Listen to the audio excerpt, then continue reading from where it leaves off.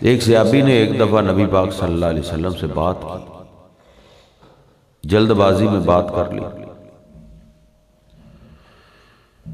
بدر میں ان کا باپ مارا گیا تو وہ بڑے دکھ میں تھے کہ میرے والد محترم، مجھے امید تھی کہ وہ اسلام قبول کر لیں، لیکن وہ جنگوں کے دوران مارے گئے۔ اتنے میں نبی پاک صلی اللہ علیہ وسلم نے فرمایا کہ میرا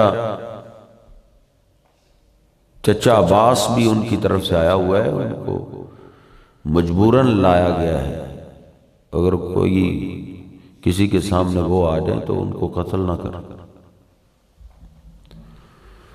تو جلد زبانی میں وہ باپ کی پریشانی میں بھی تھے، انہوں نے کہا اچھا ہم اپنے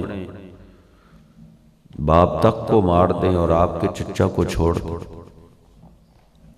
بس اتنی بات کی اور نبی پاک صلی اللہ علیہ وسلم بھی خاموش ہو، وہ بھی خاموش ہو۔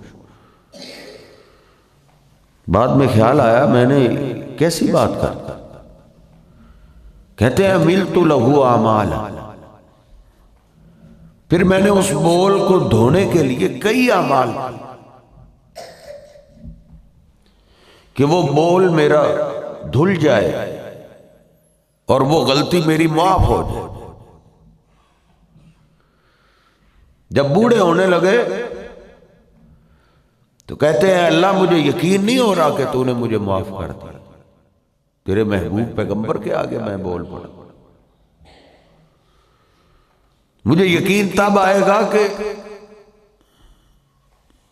جہاد کے میدان میں میری جان جائے،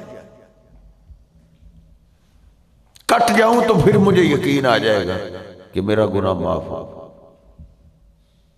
بڑھاپے کے قریب وہ ایک جنگ میں تھے، پھر شہید ہو گئے۔